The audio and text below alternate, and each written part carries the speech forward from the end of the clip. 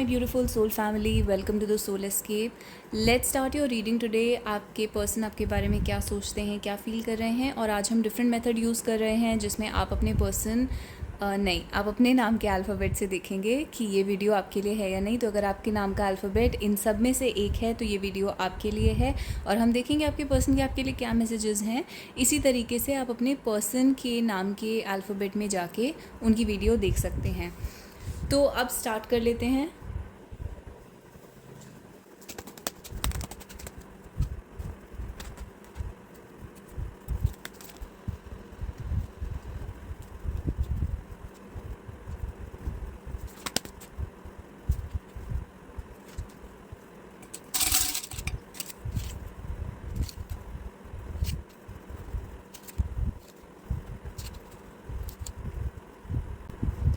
तो ये आपके कार्ड्स हैं। सबसे पहले आपके लिए टैरो कार्ड्स देख लेते हैं। एस ऑफ कप्स आया है, 6 of swords and 7 of wands.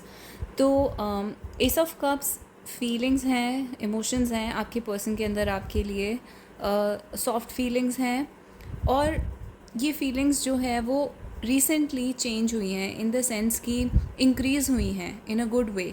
तो there has been a healing in the situation, यानी कि आपके पर्सन अगर पहले अपने आप को रिस्ट्रिक्ट करते थे या किसी और टाइप की रिस्ट्रिक्शन थी जिसकी वजह से वो अपनी फीलिंग्स को रोक के रखते थे, तो अब वो धीरे धीरे चेंज हो रहा है। आपके पर्सन जो हैं वो अपने लिए स्टैंड ले रहे हैं। एक ग्रुप के अंदर हो सकता है उनको अपने लिए स्टैंड लेना हो, या अपनी फैमिली के सामने, या किसी भी सोसाइटी की किसी सिचुएशन में this person needs to take a stand for themselves for what they want. If they want, मतलब अगर इस पर्सन को ये रिलेशनशिप चाहिए तो उनको इस चीज़ के लिए स्टैंड लेना पड़ेगा। हो सकता है अपने आप को कन्विंस करना पड़े, तो अपने आप को कन्विंस करना या किसी और को कन्विंस करना, ये इस कार्ड से रिप्रेजेंट होता है, जिसमें बहुत ज़्यादा स्ट्रेंथ की ज़रूरत पड़ेगी डेफिनेटली। और उस स्ट्रेंथ को दिखाने के पहले हेजिटेशन या फिर किसी टाइप का कॉन्फ्लिक्ट, इनर कॉन्फ्लिक्ट हो सकता है। तो क्योंकि इसमें बहुत ज़्यादा स्ट्रेंथ की ज़रूरत पड़ेगी, इससे पता चलता है ये एक डिफ़िकल्ट सिचुएशन है और ये इमीडिएटली वो सॉल्व नहीं कर सकते। बट स्ट्रेंथ का कार्ड ये भी दिखाता है कि वो एक इम्पल्सिव एनर्जी होती है कि suddenly when you can go ahead with the situation. तो यहाँ पर वो वाली एनर्जी बिल्ड हो रही है धीरे धीरे और वो किसी वे में एक्सप्रेस होगी। तो आपके पर्सन जो है वो इस सिचुएशन के लिए कुछ ना कुछ करेंगे in the future and you can expect something, मतलब किसी टाइप का स्टेप अपने पर्सन से आप एक्सपेक्ट कर सकते हैं, क्योंकि यहाँ पर वो एनर्जी धीरे धीरे बिल्ड हो रही है और एक पॉइंट पर आकर वो फाइनली एक्सप्रेस हो रही है। तो ये वो लव की एनर्जी है और ये आगे फॉरवर्ड मूविंग डायरेक्शन में जा रही है। There is a healing happening here. तो यहाँ पे सिचुएशन के जो प्रॉब्लम्स हैं वो हील हो रहे हैं। आपके पर्सन के अंदर जो कॉन्फ्लिक्ट्स थे वो रिजॉल्व हो रहे हैं। तो यहाँ पे एक रेजोल्यूशन बेसिकली आ रहा है। तो एक which will help them to take a decision, क्योंकि ये दोनों का डिसीजन को भी रिप्रेजेंट करते हैं। अब क्योंकि यहाँ पर एनर्जी रिपीट हो गई है 7 ऑफ वॉन्ड्स की, तो 7 ऑफ वॉन्ड्स यही दिखाता है कि आपके पर्सन इस टाइम रेजिस्ट करेंगे इस चीज़ को बहुत ज़्यादा, because the love will come up. It's almost like आपके पर्सन को वो लव वगैरह फील होगा, बट उसके बाद रेजिस्टेंस भी उतनी ही स्ट्रॉन्ग फील होगी। फिर धीरे धीरे वो एनर्जी हील होगी। जैसे हीलिंग होगी फिर लव इंक्रीज़ होगा, उसके बाद रेजिस्टेंस भी उतनी ज़्यादा इंक्रीज़ होगी। तो रेजिस्टेंस के 2 कार्ड्स आ गए हैं। तो यहाँ पे ये चीज़ मैटर करती है कि 2 डेक्स में से दोनों कार्ड्स जो हैं वो रेजिस्टेंस के आ गए हैं। 7 ऑफ वॉन्ड्स आ गया है। तो आपके पर्सन जो है अपने आप को स्टॉप करेंगे इस सिचुएशन से। द गुड थिंग इज़ कि पर अपने लिए स्टैंड लेने की जो ड्राइव है वो भी ज़्यादा स्ट्रॉन्ग दिख रही है, क्योंकि 7 ऑफ वॉन्ड्स होता है अपने लिए स्टैंड लेना, स्पेशली एक ग्रुप में या कम्युनिटी में या सोसाइटी में, अपनी फैमिली के सामने, या अपने वेरियस ऑप्शंस को मेजर करके एक ऑप्शन को चूज़ कर पाना। तो जितनी ज़्यादा रेजिस्टेंस आएगी उतनी ज़्यादा आपके पर्सन के अंदर से वो ड्राइव आएगी या इम्पल्स आएगी कि उनको इस रेजिस्टेंस को हटाना है, अपने लिए स्टैंड लेना है, लव एक्सप्रेस करना है। तो क्योंकि स्ट्रेंथ का कार्ड भी साथ में है तो स्ट्रेंथ साथ में बिल्ड हो रही है। तो ये आपके टैरो के मैसेजेस हैं। अब देख लेते हैं इन मैसेजेस में attraction, getting to know each other, deception and unrequited love. तो यहाँ पर अनरिक्विटेड लव की सिचुएशन हो सकती है। आपके पर्सन को लगता है आपका लव अनरिक्विटेड है, यानी कि एक साइड से है।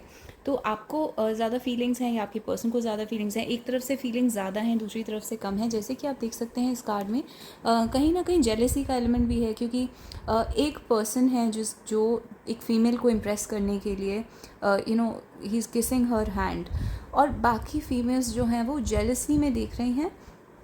ये फीमेल जेलसी में देख रही है और ये दोनों जो हैं they want the same treatment from this guy. तो यहाँ पर किसी टाइप की सिचुएशन है जहाँ पे अनरिक्विटेड लव है, यानी कि एक इंसान की फीलिंग्स दूसरे के लिए ज़्यादा हैं। अगर थर्ड पार्टीज़ इन्वॉल्व हैं तो वहाँ पर भी डिसबैलेंस है, थर्ड पार्टी की फीलिंग आपके पर्सन के लिए ज़्यादा हो सकती है। तो आप इस कार्ड को देख के समझ सकते हैं कि आपकी स्टोरी में परहैप्स इस टाइप का कुछ हो रहा है। डिसेप्शन ये दिखाता है कि अगेन थर्ड पार्टी सिचुएशन हो सकती है, along with the affair card, the hidden and the forbidden. तो बहुत चीज़ें यहाँ पे छुपी हुई हैं, डिसेप्शन हो सकता है, यानी कि बहुत इन्फॉर्मेशन है जो यहाँ पे छुपी हुई है, जो सामने नहीं आई है। और अभी गेटिंग टू नो, यानी आपके पर्सन जो है धीरे धीरे उस चीज़ को एक्सप्लोर कर रहे हैं, धीरे धीरे उन्हें बातें समझ में आ रही हैं कि क्या डिसेप्शन है, अफेयर सिचुएशन में हिडन क्या है। और फॉरबिडन बेसिकली वो होता है जो कि अलाउड नहीं होता। मे बी आप दोनों का रिलेशनशिप सोसाइटी में अलाउड ना हो, या फिर कोई फैमिली या कास्ट के प्रॉब्लम्स हों। अट्रैक्शन ये दिखा रहा है कि आपके पर्सन को यहाँ पे बहुत स्ट्रॉन्ग अट्रैक्शन है आपके लिए। मैजिक और ब्यूटी का कार्ड भी साथ में आया है। तो अट्रैक्शन जो है यहाँ पर एक मैजिकल सा अट्रैक्शन है दो लोगों के बीच में। मैजिक से ये भी पता चलता है कि यहाँ पे जैसे कि टैरो रीडिंग्स आप ले रहे हैं तो आपके पर्सन भी यहाँ पर हो सकते हैं किसी टाइप की स्पिरिचुअल गाइडेंस को फॉलो कर रहे हो, या उन्हें यूनिवर्स से साइंस मिल रहे हों। और दो चीज़ें यहाँ पर ब्यूटी से रिलेटेड हैं। I found a girl beautiful and sweet, और it's a Cinderella story which is beauty. तो ये दोनों कार्ड्स जो हैं ये ब्यूटी को रिप्रेजेंट कर रहे हैं। तो यहाँ पे आपके जो पर्सन हैं वो आपकी लुक्स या फिज़िकल अपीयरेंस से काफ़ी इनामर्ड हैं, काफ़ी इम्प्रेस्ड हैं, और आपको काफ़ी अट्रैक्टिव समझते हैं, क्योंकि 3 कार्ड्स यहाँ पर फिज़िकल ब्यूटी, अट्रैक्शन, इन चीज़ों की बात कर रहे हैं। एंड इस सिंड्रेला स्टोरी से ये भी पता चलता है कि यहाँ पर एक इंसान ने बहुत ज़्यादा सफरिंग झेली है इस रिलेशनशिप में। तो सिंड्रेला की स्टोरी में जैसे सिंड्रेला होती है वो काफ़ी ज़्यादा सफरिंग झेलती है, और एंड में फिर जाके उसका प्रॉब्लम सॉल्व होता है जब उसका लव सिचुएशन सॉल्व हो जाता है। तो यहाँ पे आपके पर्सन उसको एक सिंड्रेला की स्टोरी की तरह देख रहे हैं, और एक fairy tale love, fairy tale romance भी यहाँ पर है। एंड रिजेक्शन का कार्ड ये दिखाता है कि आपके पर्सन को यहाँ पर फियर हो सकता है कहीं आप उन्हें किसी दिन रिजेक्ट ना कर दें, या फिर उनके अंदर एक रिजेक्शन का फियर कॉन्स्टेंटली हो सकता है, या फिर उन्होंने आपको रिजेक्ट करा है तो उस चीज़ के बारे में वो गिल्टी फील कर रहे हैं।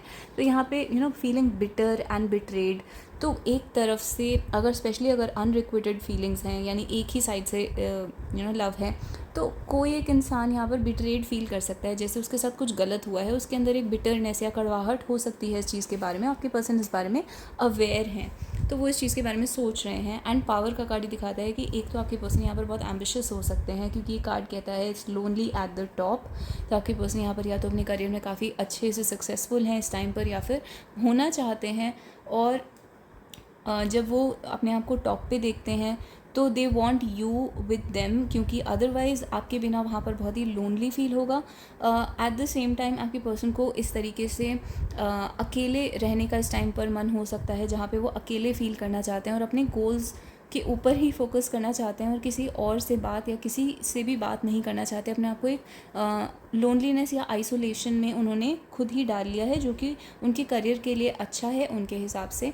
तो पावर का कार्ड ये भी दिखाता है कि यहाँ पर किसी ने हो सकता है पावर असर्ट करने की कोशिश करी हो, आपने या आपके पर्सन ने, या फिर थर्ड पार्टीज़ जो भी इन्फ्लुएंस कर रही हैं। यहाँ पर किसी टाइप का पावर डायनेमिक है जो अनहेल्दी हो सकता है, क्योंकि ये स्नेक के कार्ड के साथ है जो कि अफेयर का कार्ड है। तो हो सकता है यहाँ पे जो आपके पर्सन हैं वो किसी थर्ड पार्टी के साथ इन्वॉल्व हो गए हों और उन्होंने आपके साथ कुछ गलत करा हो, या फिर किसी थर्ड पार्टी ने आपके साथ कुछ गलत करा है। तो स्नेक का कार्ड जो होता है वो स्पेशली अगर पावर के साथ आ रहा है यहाँ पर, तो वो स्नेक जो है वो नेगेटिव इन्फ्लुएंसेस होते हैं हमारी लाइफ में। तो ये एक नेगेटिव टाइप की पावर है। एंड रिजिड का कार्ड अगेन ये दिखाता है कि हो सकता है यहाँ पे आपके पर्सन के अंदर की जो फीलिंग्स हैं वो बहुत कोल्ड हैं, या वो इंसान बहुत रिजिड इंसान है, या फिर वो आपको इस तरीके से देखते हैं। एंड यहाँ पर एक और चीज़ हो सकती है कि जो आप जिस स्ट्रक्चर में हैं सोसाइटी के या कल्चर के, या फिर जो भी आप ऑफिस एनवायरनमेंट में हैं, कहीं पर भी वहाँ पर बहुत रिजिड रूल्स हैं, और उन रूल्स के अगेंस्ट आपके पर्सन को यहाँ पर जाने में प्रॉब्लम हो रही है। मे बी वो ये प्रॉब्लम हो सकती है जिसे वो सॉल्व करने की कोशिश कर रहे हैं, या उनके अपने अंदर की रिजिडिटी हो सकती है, अपने अंदर की कॉन्फ्लिक्ट हो सकते हैं। तो यहाँ पर लिखा है I hope you know that every time I don't I almost do.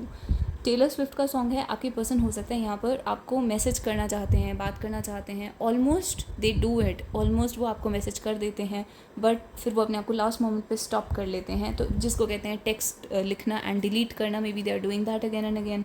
तो इस टाइप की आपकी ओवरऑल सिचुएशन है। तो अब फाइनल कन्फर्मेशन ले लेते हैं आपके अल्फ़ाबेट्स के थ्रू। अगर ये अल्फ़ाबेट्स भी मैच कर जाते हैं तो ये डबल कन्फर्मेशन होगी कि ये पर्सन का मैसेज डेफिनेटली आपके लिए है। तो लेट्स सी। अगर ये अल्फ़ाबेट्स आपके पर्सन या थर्ड पार्टी के नाम से मैच करते हैं तो ये आपके लिए है। ओके, बहुत ज़्यादा गिर गए। तो NWOD T, तो D for Delhi, T for tea cup, JAIT, P for parrot, U for umbrella and M for monkey. तो ये आपके अल्फ़ाबेट्स हैं। यहाँ पर E अल्फ़ाबेट दोबारा गिर गया मेरे हाथ से। तो दीज आर द अल्फ़ाबेट्स। अगर ये रीडिंग आपके साथ मैच करती है तो आप मुझे कमेंट्स में बता सकते हैं, मेरे चैनल को सब्सक्राइब कर सकते हैं, वीडियो को लाइक कर सकते हैं और मुझे कमेंट्स में एक हार्ट या स्टार दे सकते हैं। Thank you so much guys, I will see you next time. Till then bye bye and take care.